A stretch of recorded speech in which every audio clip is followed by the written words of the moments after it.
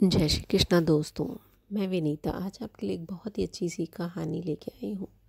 उम्मीद है आपको पसंद आएगी और मेरी पिछली सारी रचनाओं के लिए जो आपने इतना प्यार दिया उसके लिए शुक्रिया, धन्यवाद आप सभी का। उम्मीद है आपको ये भी बहुत पसंद आएगी। चलिए शुरू करते हैं। एक बार की बात है, एक व्यक्ति बहुत ही पूजा पाठ करता था। भगवान में उसकी बहुत ही आस्था थी, बहुत धार्मिक प्रवृत्ति का था, माला जाप किया करता था और मंदिर जाता था। धीरे धीरे समय निकलता गया, वो बुज़ुर्ग हो गया, उसके हाथ पैरों में दम नहीं रही, थोड़ा अस्वस्थ रहने लगा। तो जब वो बूढ़ा होने लगा तो उसके बेटे उसका काम करते थे। जब वो आवाज़ लगाता था तो वो उसका काम कर दिया करते थे। और समय जाने लगा, धीरे धीरे उसको दिखाई भी कम देने लगा उनको। अब जो आवाज़ लगाते थे वो कभी कभी सब लोग व्यस्त होते थे, कोई नहीं सुनता था। कभी कभी सुन लेते थे तो आ जाते थे, और कभी कभी कोई नहीं सुनता था, वो बेचारे पड़े रहते थे। तो रात में अब उन्हें दिखाई नहीं देता था, तो रात में उठ के उनके लिए अपने वॉशरूम जाना है या उनको कुछ होता था तो वो आवाज़ लगाते रहते थे। कभी कभी को तो कोई सुन लेता था, नहीं सुनता था। तो धीरे धीरे इतना ज़्यादा परेशान हो गए कि कभी कभी उनके बिस्तर गीले हो जाया करते थे, वो उठ भी नहीं पाते थे, उनको पता ही नहीं लगता था। लेकिन वो भगवान का वह भजन सुमिरन ज़रूर किया करते थे। और एक रात ऐसा हुआ कि उनको ऐसा लगा जैसे उनको वॉशरूम जाना था, कोई उनको आया, हाथ पकड़ा और लेके गया।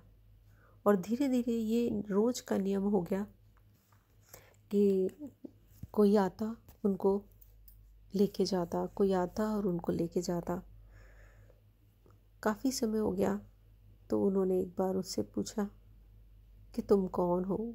उन्होंने जैसे ही उनका हाथ पकड़ा तो उन्होंने उनको छोड़ा नहीं। उन्होंने कहा अब आप मुझे बताएं कि तुम कौन हो, मुझे दिखाई नहीं देता, पर मैं ये जानता हूँ कि मेरे बेटे नहीं हो तुम,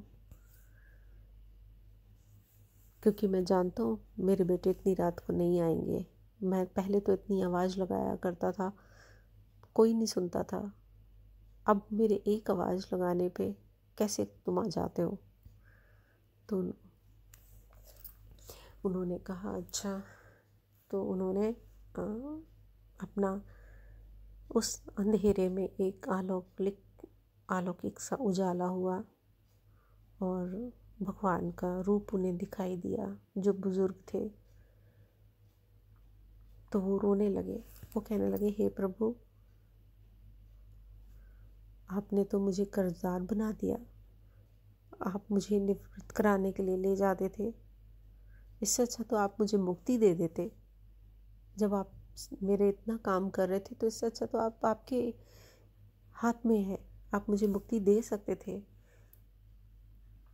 तो प्रभु भगवान कहते हैं कि आप मेरे सच्चे साधक हैं और हर समय मेरा जाप करते हैं, इसलिए मेरे से आपका कष्ट देखा नहीं गया। लेकिन व्यक्ति को अपना प्रारब्ध तो भोगना ही पड़ता है। अगर आप इस जन्म में नहीं काटेंगे तो आपको अगले जन्म में फिर काटने के लिए आना पड़ेगा।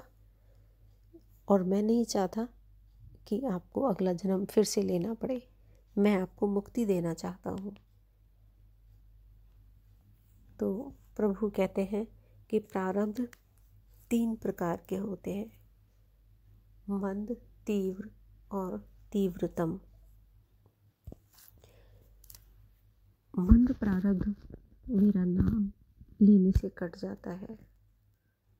तीव्र प्रारब्ध किसी सच्चे संत का संग करके श्रद्धा और विश्वास से मेरा नाम जपने से कट जाता है। और तीव्रतम प्रारब्ध भुगतने ही पड़ते हैं। लेकिन जो हर समय श्रद्धा और विश्वास से मुझे जपते हैं, उनके प्रारब्ध में मैं स्वयं साथ रहकर कटवाता हूँ, जिससे उन्हें तीव्रता का एहसास ना हो, जिससे उन्हें कष्ट ना हो। प्रारब्ध पहले रचा, पीछे रचा शरीर, तुलसी चिंता क्यों करे, भजले श्री रघुवीर। उम्मीद है आपको ये मेरी कहानी पसंद आई होगी। मेरे चैनल को सब्सक्राइब करें, लाइक करें, शेयर करें और बेल आइकन को ज़रूर दबाएं जिससे मेरी नोटिफिकेशन मिलते रहे। जय श्री कृष्ण।